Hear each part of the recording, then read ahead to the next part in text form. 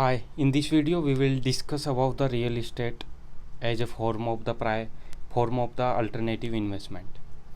तो basically real estate होता क्या है कि रियल इस्टेट में या तो आप डायरेक्टली इन्वेस्टमेंट कर सकते हैं या फिर आप इनडायरेक्टली इन्वेस्टमेंट कर सकते हैं. डायरेक्टली इन्वेस्टमेंट के लिए as you know you can purchase some property by your own equity और by the combination of your own equity and some debt. तो बेसिकली ये आपका रियल इस्टेट इन्वेस्टमेंट होता है. तो we will first read the definition, then I will explain some terms from that. Real estate investing is typically thought as the either the direct investment, या तो आपका direct investment है या फिर आपकी इनडायरेक्ट इन्वेस्टमेंट है. तो आपका डायरेक्ट इन्वेस्टमेंट क्या होगा? डायरेक्ट इन्वेस्टमेंट होगा आप डायरेक्टली किसी भी प्रॉपर्टी को परचेज कर लेते हैं, वो आपका डायरेक्ट इन्वेस्टमेंट होगा.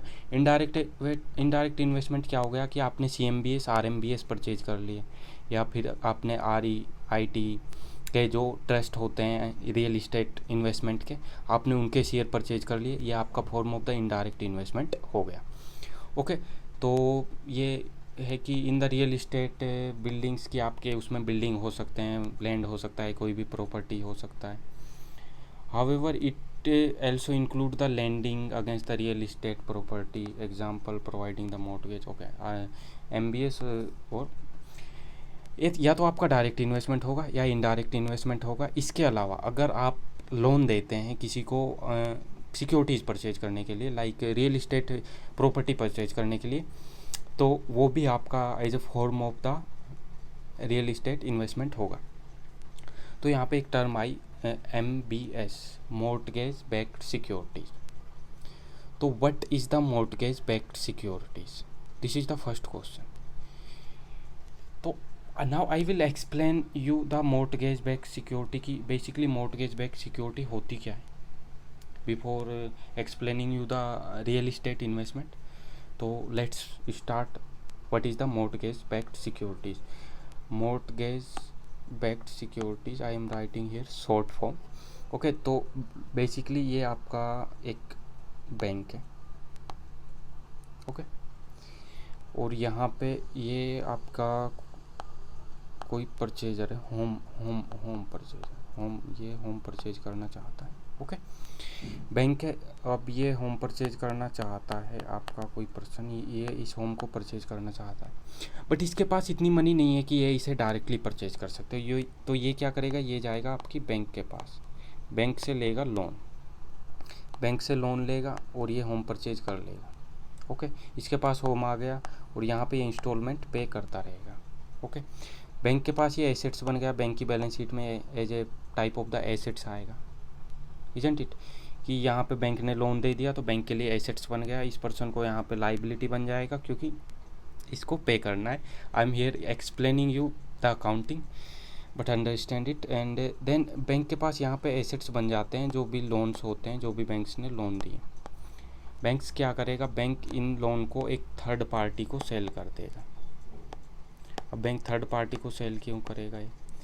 क्योंकि बैंक को भी फंडिंग की ज़रूरत होती है, क्योंकि बैंक ने इतने लोन दे दिए और ये लोन्स आपके बैलेंस शीट में as a type of assets पड़े हुए हैं. तो लिक्विडिटी लाने के लिए बैंक इन्हें थर्ड पार्टी को सेल कर देगा.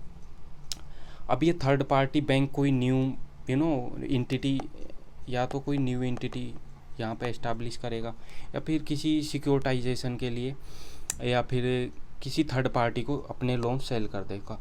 तो bank will get the money, bank को मनी मिल जाएगी और इनके पास जो लोन्स हैं वो उन लोन्स का राइट इनके पास आ जाएगा. तो अब ये अपनी बैलेंस शीट में वो लोन्स दिखाने लगेगी जो ये न्यू एंटिटी है आपकी. ओके, आई होपिंग कि आप ये समझ रहे हैं कि यहाँ पे आपके लोन्स दिखने लग गए. ये एंटिटी क्या करेगा, ये एंटिटी इन लोन्स के अगेंस्ट यहाँ पे डिफरेंट डेट सिक्योरिटीज इशू करेगा, कि जनरल पब्लिक को डेट सिक्योरिटीज इशू करेगा, लाइक डिवेंचर, कि इस कंपनी ने यहाँ पे डिवेंचर इशू किए. अब उसके सिक्योरिटाइजेशन के लिए क्या है कि जो ओरिजिनली लोन इस बैंक ने जनरेट किए थे वो इसने इसको सेल किए, इसने यहाँ पे इसके पास आए, इसने इन लोन्स को यहाँ पे सिक्योरिटाइजेशन का रूप दे दिया कि इन सिक्योरिटीज़ के अगेंस्ट ये मनी रेज कर रहे हैं, पब्लिक से मनी रेज कर रहे हैं. अब जो पब्लिक से आपका जो मनी आएगा यहाँ पे, तो वो मनी आपका बेसिकली आपके मनी है जो आप उसमें इन्वेस्टमेंट करेंगे। आप जो इन्वेस्टमेंट करेंगे उस जो आपका ये यहाँ पे लास्ट जो आपका स्पेशल पर्पज़ वीक एंटिटी है, वो यहाँ पे जो एडवांस चीज़ें हैं, लोन्स है, उसके अगेंस्ट जो डिबेंचर इशू कर रहा है, आप उसमें इन्वेस्टमेंट कर रहे हैं। अगर आप उसमें इन्वेस्टमेंट कर रहे हैं तो आपका type of the MBS investment हो गया, मॉर्टगेज बैक्ड सिक्योरिटी। क्योंकि यहाँ पे जो सिक्योरिटीज़ है वो मॉर्टगेज बैक्ड है, कि आपका यहाँ पे एसेट्स दिख रहा है, बट ये एसेट्स का अल्टीमेटली किसके ऊपर इफेक्ट है, कि आपने जो फर्स्ट ओनर ने होम परचेज किया था वो इसके अगेंस्ट मॉर्टगेज। ओके, अगर होम ओनर यहाँ पे अपनी इंस्टॉलमेंट पे नहीं करेगा तो वो एक साइकिल बन जाएगा और यहाँ तक आएगा basically. This is the MBS। अगर हम CMBS की बात करें तो CMBS commercial mortgage back security, वहाँ होम की जगह आपकी कोई कॉमर्शियल प्रॉपर्टी हो जाएगी।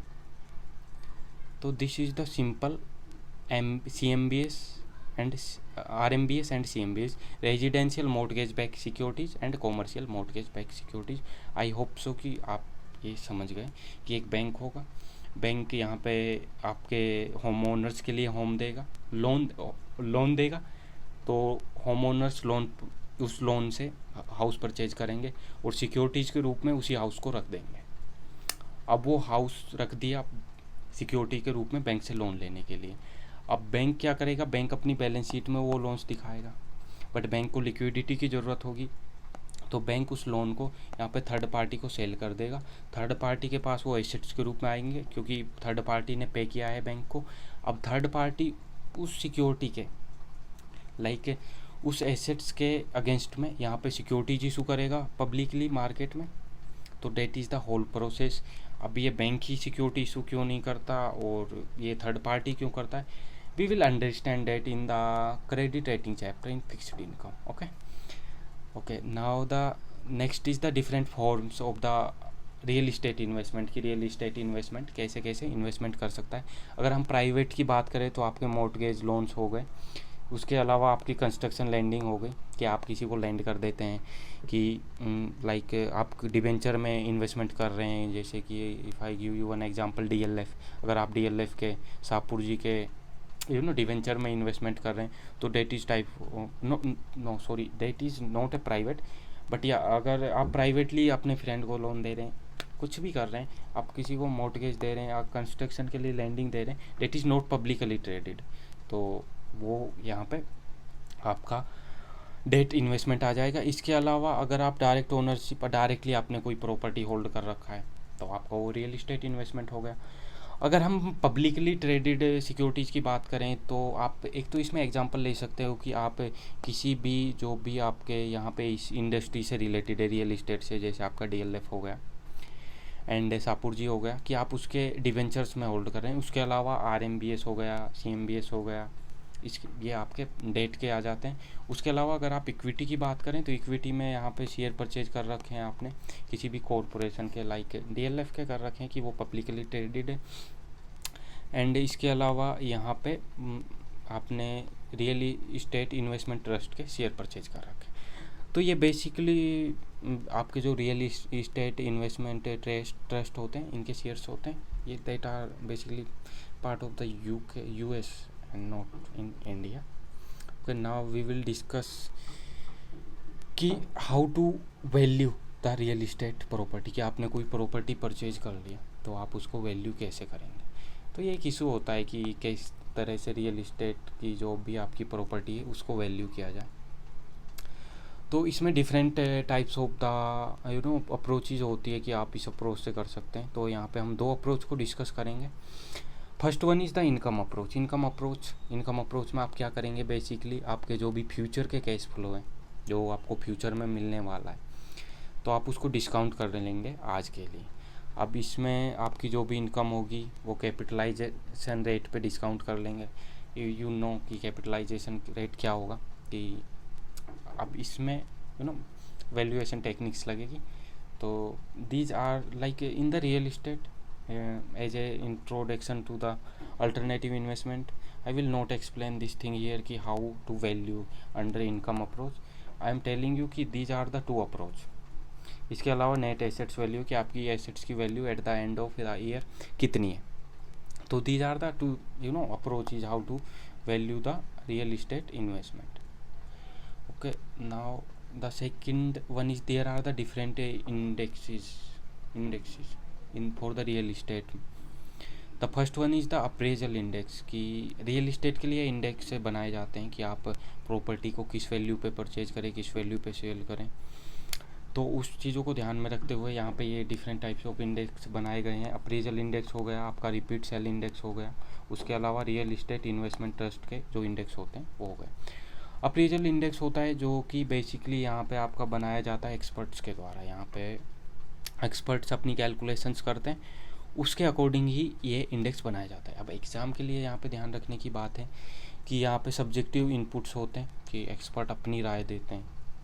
ओके, और ये कंपेरेबल्स पे होता है कि आपने लास्ट पीरियड में किस हिसाब से बनाया और उसके बाद इकोनॉमी किस हिसाब टाइप से ग्रो कर रही है, डिक्लाइन कर रही है, तो कंपेयर होता है. यहाँ पे एक्सपर्ट कंपेयर करते हैं और ये इनफ्रीक्वेंट होता है कि अब यहाँ पे कोई पब्लिकली ट्रेडेड सिक्योरिटीज़ है नहीं कि चल रहा है आज ये भाव प्राइस है, कल ये होगा, ये बिड रेट है, आस्क रेट है. यहाँ पे कुछ ऐसा होता नहीं है, इस वजह से यहाँ पे एक्सपर्ट अपनी ओपिनियन देते हैं.